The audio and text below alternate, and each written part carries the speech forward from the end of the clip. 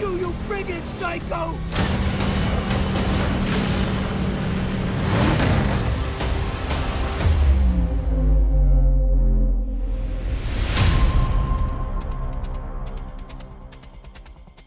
We've got some of the best car technicians and vehicle technicians on this show, and we've got some of the best drivers out here in the UK working with us.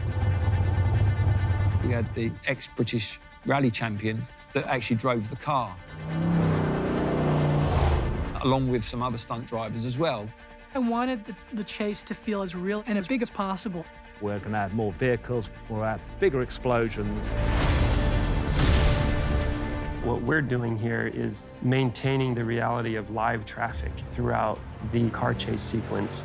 I work closely with all of them in regards to the design and the choreography of the vehicle sequence. We really try to execute stuff as much in camera as possible so that the believability of this world remains at the highest level possible. You see the Maserati, which is the penguin car, driving through traffic and moving around a corner. And at that time, Batman is quite some distance away. And within his driving skills, he makes the corner and he power slides it. The car of this shape and this size, and you're seeing it drifting, is very impressive.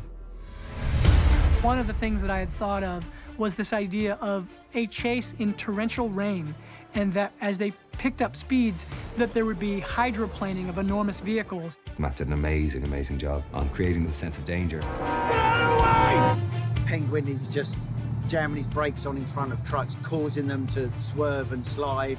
So we're doing that for real. We've got rigs that can make these 40-foot trailers go sideways. Have a second driver in the back of the truck who can steer the rear axle of the trailer, so we can put these trailers out at nearly 45 to 60 degrees. We had 100-odd vehicles driving around a half-mile set with pyrotechnics and effects going off and stunt drivers. That is the explosion he will be jumping through. Testing the car suspension-wise, so it's going to be comfortable for the stunt double. So everything survives, driver and car. On the principles, we shot on location in stunt-driven cars called pod cars. All the controls are on the roof. We've got full steering, gears, brakes, and effects as well. So Robert can get on with doing what he needs to do, being his acting, and do what he needs to do for camera, and I can be worried about what's happening on the road.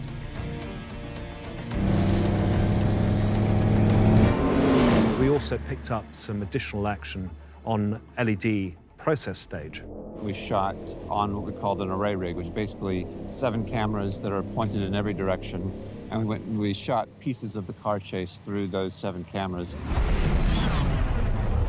7 cameras were then stitched together into a 360-degree cyclorama. These were fed back in through the LED screens on the set. Car scene like Dunsfold, it just takes a long time to get all those vehicles reset, especially when you're working with 18-wheel trucks and that kind of thing. The great thing about our Stagecraft set of tools is that we have our motion capture tracking set up, and that allows us to track the camera wherever it is on the set.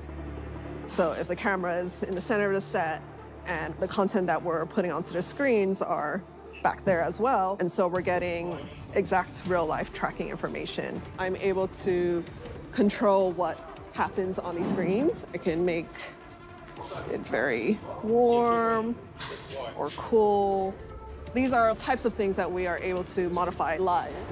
The whole idea with the LEDs is that a created world, and we can essentially bring that world to the actors. So we've got content that we put up on the LEDs, and that provides light onto the sets and onto the actors, and it also provides reflections and allows us to make the entirety of the set more real, makes the lighting more real, makes the photography ultimately look more real.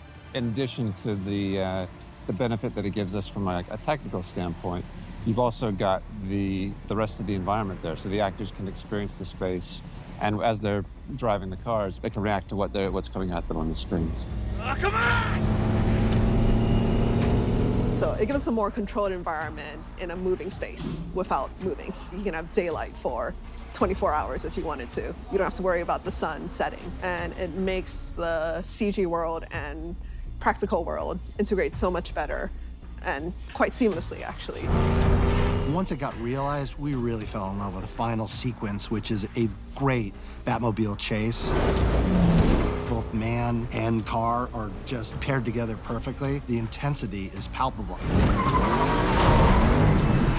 I love the idea of being caught in that sea of chaos. And so we worked all of that out, and then we went and we tackled it. I got you!